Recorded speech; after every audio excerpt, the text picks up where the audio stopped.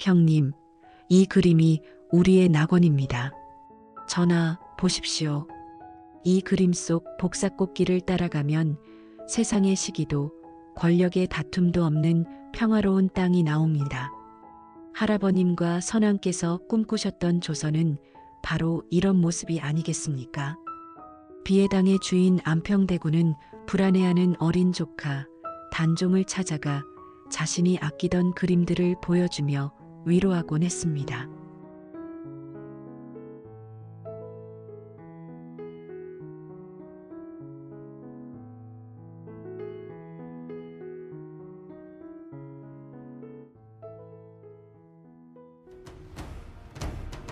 나의 산수화가 어찌 영모가 됩니까?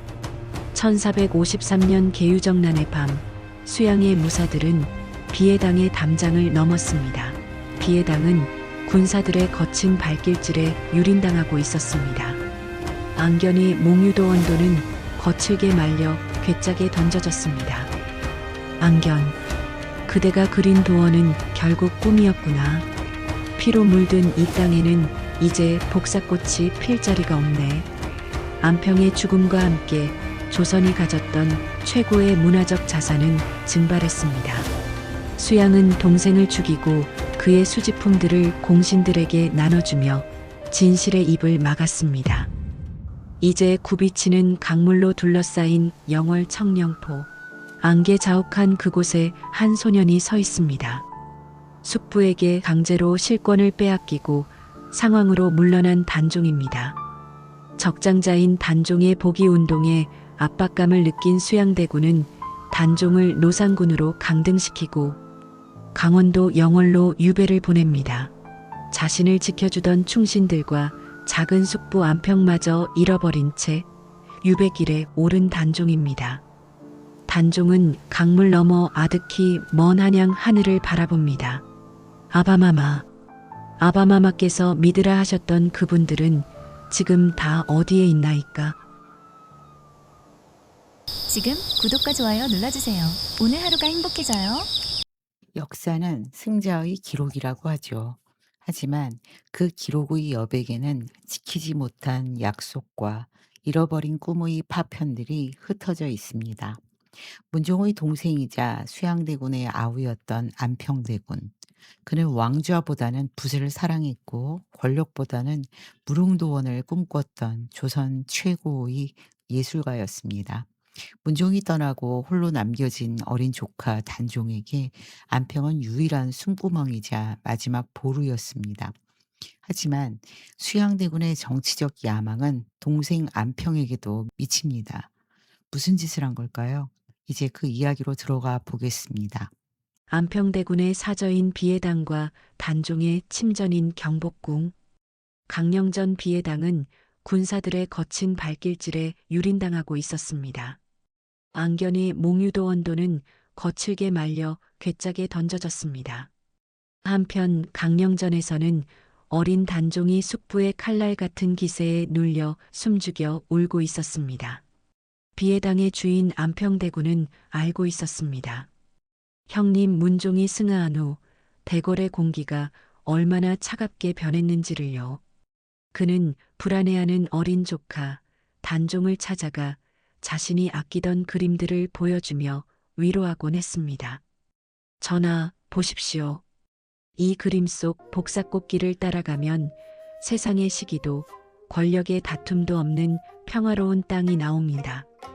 할아버님과 선왕께서 꿈꾸셨던 조선은 바로 이런 모습이 아니겠습니까? 안평대군이 아끼던 보물 중의 보물은 단연 앙견의 몽유도 원도였습니다. 어느 날 밤 안평은 꿈속에서 세종과 문종 그리고 사랑하는 이들과 함께 복사꽃 만발한 무릉도원을 거니는 꿈을 꾸었습니다. 꿈에서 깬 그는 앙견을 불러 그 장관을 그리게 했습니다. 앙견, 내 꿈속에 그 평화로운 땅을 그려다오. 아버님과 형님이 계시고 다툼도 시기도 없는 그 찬란한 낙원을 말이네. 그림이 완성되자 안평은 감격했습니다. 형님, 이 그림 속에 우리가 함께 거닐던 낙원이 있사옵니다. 안평이 앙견에게 그리게 한 몽유도 원도는 단순한 그림이 아니었습니다. 그에게는 행복했던 오래된 추억이었고 또한 조선이 이루길 바라는 꿈이었습니다. 안평대군은 당대 최고의 예술품 수집가였습니다. 그는 신분과 당파를 초월하여 예술가들을 아꼈고 중국 5대 왕조를 아우르는 희귀 서화들을 수집했습니다. 어느 날 안평은 절친한 신숙주를 불러 자신의 수장고를 열어 보이며 이렇게 말했습니다. 숙주, 자네도 보게나. 나는 천성이 이것들을 사랑하니 이 역시 병이라 할 수 있겠지. 10년이 넘는 세월 동안 팔도를 뒤지고 대륙을 건너 222점의 보물을 모았네. 하지만 물이라는 것은 완성되면 훼손될 때가 있고 모이면 흩어지는 운수가 있는 법이지. 안평의 목소리에는 기묘한 슬픔이 서려 있었습니다. 그는 마치 자신의 운명을 예감한 듯 덧붙였습니다. 오늘의 이 완성이 후일에 어찌 훼손될지 누가 알겠는가. 그 모이고 흩어지는 것 또한 기약할 수 없으니 자네가 나를 위해 이 기록을 남겨주게. 이것이 바로 신숙주가 쓴 보안제집의 화기입니다. 안평은 자신의 수장품이 훗날 흩어질 것을 대비해 기록을 남긴 것입니다. 안평의 수집은 광기 어린 소유욕이 아니라 무너져가는 왕실의 정통성을 문화의 힘으로 지탱하려는 처절한 몸부림이었습니다. 그러나 그 흩어짐이 형님의 칼날에 의한 강제적인 약탈이 될 줄은 아마도 몰랐을 것입니다. 1453년 계유정난의 밤, 수양의 무사들은 비해당의 담장을 넘었습니다. 안평이 평생을 바쳐 모은 222점의 국보급 서화들은 전리품처럼 바닥에 팽개쳐졌습니다. 수양대군에게 안평의 예술은 영모의 자금이었고 그의 명망은 찬탈의 걸림돌일 뿐이었습니다. 이 그림들이 무엇이냐? 임금을 끼고 돌아 조정을 농단하려 한 증거가 아니냐? 수양대군의 군사들은 안평의 서책을 불태우고 그림들을 괴짝에 쳐넣었습니다. 안평대군은 강화도로 유배를 떠나며 마지막으로 몽유도 원도를 돌아보았습니다. 앙견, 그대가 그린 도원은 결국 꿈이었구나. 피로 물든 이 땅에는 이제 복사꽃이 필 자리가 없네. 안평의 죽음과 함께 조선이 가졌던 최고의 문화적 자산은 증발했습니다. 수양은 동생을 죽이고 그의 수집품들을 공신들에게 나눠주며 진실의 입을 막았습니다. 안평의 꿈은 그렇게 흩어졌고 주인을 잃은 몽유도 원도는 훗날 머나먼 일본 땅에서 발견되는 기구한 운명을 맞이하게 됩니다. 안평대군이 역적으로 몰려 죽임을 당했다는 소식이 들려오던 날, 단종은 강령전 구석에서 무릎을 끌어안고 울었습니다. 아바마마는 숙부 수양을 믿으라 하셨고 어의 전순이를 신뢰하라 하셨지만 이제 단종의 곁에는 자신을 진심으로 아껴주던 작은 숙부 안평마저 사라졌습니다. 숙부 수양은 무섭고 어의 전순이는 속을 알 수 없구나.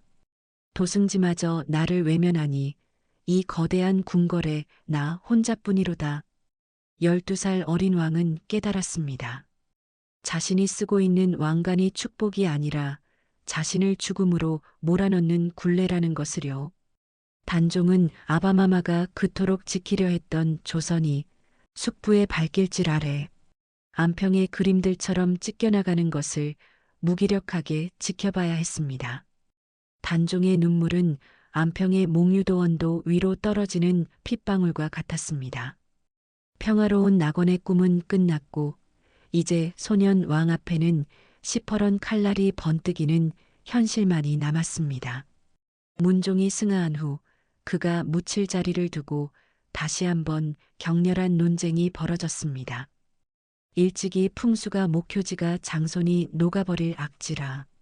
경고했던 현덕왕후의 능지 옆에 문종을 합장하려 했기 때문입니다. 수양대군은 이번에도 강력하게 밀어붙였습니다. 선왕과 왕후를 한 곳에 모시는 것이 도리 아니겠는가. 풍수의 요사스러운 말에 휘둘리지 마라. 하지만 훗날 문종의 능을 조성하기 위해 땅을 팠을 때 사람들은 경악을 금치 못했습니다. 깊이 구척을 파 내려가자마자 차가운 물이 솟구쳐 올라온 것입니다. 목효지의 예언대로 그곳은 생명이 깃들 수 없는 습지였습니다. 결국 문종은 물을 피해 조금 떨어진 언덕으로 자리를 옮겨야 했습니다. 땅조차 거부했던 그 자리는 어쩌면 앞으로 닥칠 왕실의 비극을 몸소 보여주고 있었는지도 모릅니다. 수양대군이 왕위에 올라 세조가 된 후 문종 암살 의혹의 핵심이었던 전순이의 삶은 더욱 화려해졌습니다. 그는 1등 공신으로 봉해졌으며 세조의 절대적인 신임 속에 조선 최고의 명이라는 명성을 누렸습니다. 수양대군은 연회에서 전순이를 가리키며 한껏 치켜세웠습니다. 나를 살릴 자는 오직 이 사람뿐일세. 실록은 전순이를 명의로 기록했습니다. 하지만 그가 누린 부귀영화의 이면에는 39세의 나이로 생을 마감한 문종의 가쁜 숨소리가 지워지지 않는 낙인처럼 찍혀 있었습니다. 승자는 기록을 고쳤었고 의혹을 제기하던 언관들의 입을 막았습니다. 그렇게 진실은 구중궁궐 깊은 곳, 켜켜이 쌓인 먼지 속에 묻히는 듯 했습니다. 이제 굽이치는 강물로 둘러싸인 고립된 섬, 영월 청령포로 향합니다. 안개 자욱한 그곳에 한 소년이 서 있습니다. 숙부에게 사실상 강제로 실권을 빼앗기고 상황으로 물러난 단종입니다. 적장자인 단종의 복위 운동에 압박감을 느낀 수양대군은 단종을 노상군으로 강등시키고 강원도 영월로 유배를 보냅니다.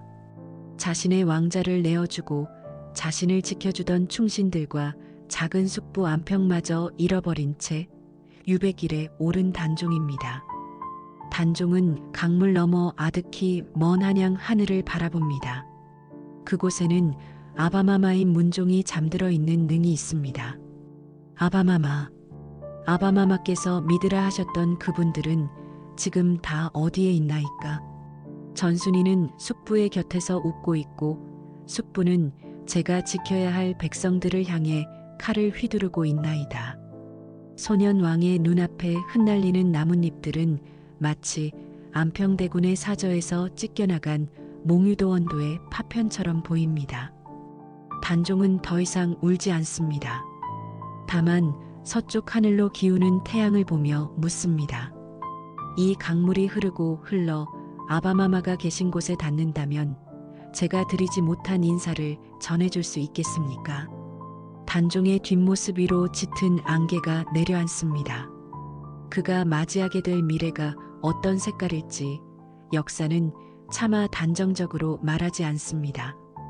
다만 청령포를 휘감아 도는 서글픈 바람 소리가 소년의 앞날에 드리운 긴 그림자를 암시할 뿐입니다. 안평대군의 목숨과 아름다운 낙원은 그렇게 친형 수양에게 부서졌습니다. 예술을 사랑했던 그의 최후는 참혹했으나 그가 남긴 아름다움은 역설적으로 그 시대의 비극을 가장 생생하게 증언하고 있습니다. 수양대군은 왕좌를 손에 넣었지만 조선의 영혼을 파괴했습니다. 역사란 무엇인가에서 이해직하는 역사란 현재와 과거 사이의 끊임없는 대화이다 라고 얘기합니다. 역사는 과거의 사건으로 끝나는 것이 아니라 오늘을 사는 우리에게 끊임없이 질문을 던집니다. 진정한 낙원은 어디에 있는가? 그리고 우리는 그 낙원을 지키기 위해 무엇을 했는가? 안평대군이 꿈꾸고 가장 아꼈던 몽유도원도는 도대체 왜 일본에 가 있는가? 당신은 어떤 길을 걷고 있나요? 당신의 도원은 안녕하신가요? 이 모든 비극의 끝, 영월 청령포, 그 차가운 물줄기 앞에 선 단종, 모든 걸 잃고 기댈 곳 하나 없이 쫓기고 몰려서 홀로 선 그 자리, 청령포의 물가에 선 그의 모습에 마음이 시립니다. 지금까지 단종 비극의 서막 문종의 죽음을 둘러싼 의혹이었습니다. 긴 시간 함께 해주셔서 감사합니다. 또 다른 이야기로 찾아뵙겠습니다. 지금 구독과 좋아요 눌러주세요. 오늘 하루가 행복해져요.